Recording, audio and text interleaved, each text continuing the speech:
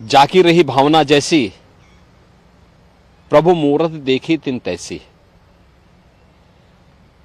ये राम भक्तों पर गोली चलाने वाले लोग हैं, राम के अस्तित्व को नकारने वाले लोग हैं, मर्यादा पुरुषोत्तम प्रभु श्री राम की ईश्वरीय सत्ता को चुनौती देने वाले लोग हैं, ये लोग हैं। तो इनसे ये उम्मीद करना कि ये भारत की आस्था का सम्मान कर सके, भारत के राष्ट्र नायकों का सम्मान कर सकें, आजादी के आंदोलन में जिन क्रांतिकारियों ने, महान स्वतंत्रता संग्राम सेनानियों ने अपना योगदान दिया था, उनके प्रति श्रद्धा का भाव रख सके, ये अपने आप में एक, इन लोगों से उम्मीद करना ही अपने आप में बेईमानी है। रामगोपाल यादव का जो बयान है, ये समाजवादी पार्टी और कांग्रेस के साथ साथ इंडी गठबंधन की वास्तविकता को प्रदर्शित करता है और ये दिखाता है कि न केवल वोट बैंक के लिए ये लोग भारत की आस्था के साथ खिलवाड़ कर रहे हैं, बल्कि प्रभु श्री राम की ईश्वरीय सत्ता को चुनौती देने का काम कर रहे हैं। और इतिहास गवाह है, जिसने भी ईश्वरीय सत्ता को चुनौती दी है उसकी दुर्गति हुई है।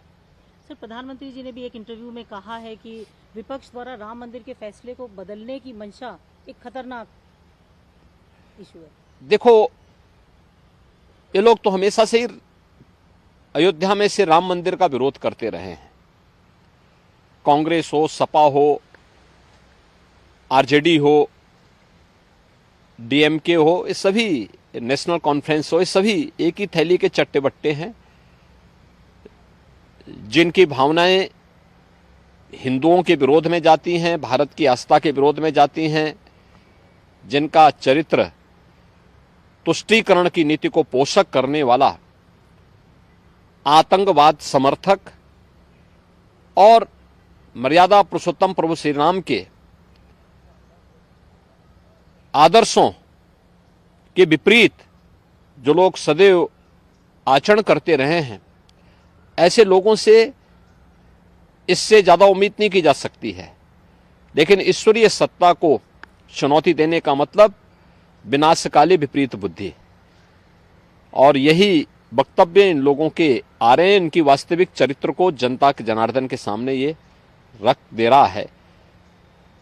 हमेशा इनका प्रयास था, इंडी गठबंधन से जुड़े हुए जितने लोग हैं, कांग्रेस ने शुरू से प्रयास किया कि अयोध्या में राम मंदिर के मामले में माननीय न्यायालय से फैसला ना आने पाए।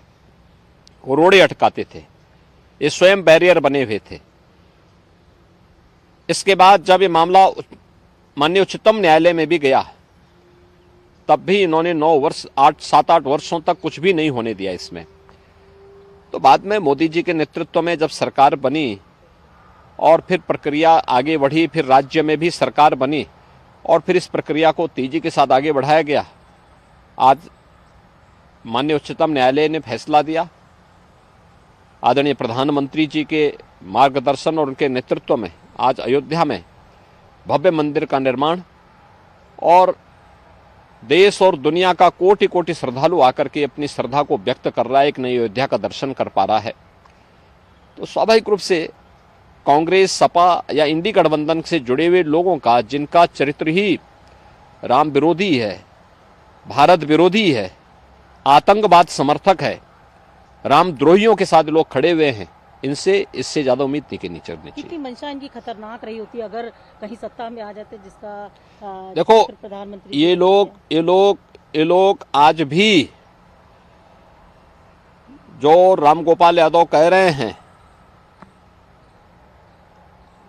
अयोध्या में श्री राम मंदिर के लिए, इस सनातन आस्था के साथ खिलवाड़ है, कोटि कोटि राम भक्तों का अपमान है, और जिन लोगों ने अपना पूरा जीवन राम मंदिर के लिए समर्पित किया है, उन सब की आस्था पर कुठाराघात है। भारत का समाज इसको कतई स्वीकार नहीं कर सकता। सर, कह सकते हैं इतना दूर दूर से वहाँ पर लाखों लोग आ रहे हैं, रोज वहाँ दर्शन कर रहे हैं, भगवान राम के दर्शन के लिए देश से विदेश से लोग आ रहे हैं, उसमें इस तरीके का बयान देना हिंदू, देखो, ये चिढ़ाने वाला है, ये केवल तुष्टीकरण की नीति पर चल करके अपने वोट बैंक को बचाए रखने की कवायद उनके द्वारा की जा रही है और इनकी वास्तविकता इस प्रकार के बयानों से साफ आ रही है। तो इसी तरीके से मिलता जुलता बयान लालू यादव जी ने भी दिया। उन्होंने कहा कि मुसलमानों को भी रिजर्वेशन मिलना चाहिए। देखो, यही तो बात प्रधानमंत्री जी कह रहे हैं कि इंडी गठबंधन से जुड़े हुए जो दल हैं, कांग्रेस हो, आरजेडी हो, समाजवादी पार्टी हो, ये ओबीसी के आरक्षण पर, अनुसूचित जाति जनजाति के आरक्षण पर सेंध लगाने का प्रयास करेंगे। इनका मैनिफेस्टो इस बात का उल्लेख करता है, यूपीए सरकार जब सत्ता में थी, कांग्रेस नेतृत्व की यूपीए सरकार, आरजेडी और समाजवादी पार्टी दोनों उसके घटक थे।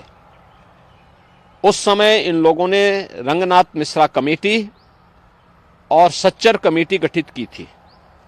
रंगनाथ मिश्रा कमेटी ने इस बात का उल्लेख किया था कि 15%, 27 में से 6% आरक्षण मुसलमानों को देना चाहिए, जिसका भारतीय जनता पार्टी ने उस समय पुरजोर विरोध किया था। उन्होंने कहा था धर्म के आधार पर आरक्षण नहीं हो सकता।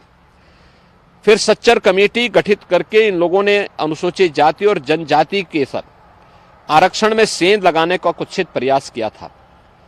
इसके लिए इन लोगों ने मुस्लिमों की कुछ जातियों को अनुसूचित जाति और जनजाति में शामिल करने का प्रयास किया।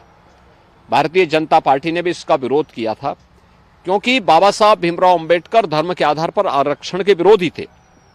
उन्होंने कहा धर्म के आधार पर कोई आरक्षण नहीं हो सकता, यह भारत के विभाजन का कारण बना था और हमें कोई भी ऐसा कार्य नहीं करना चाहिए जो देश के विभाजन का कारण बनेगा और जिसके कारण अनुसूचित जाति, जनजाति और पिछड़ी जाति के अधिकार बच पाए।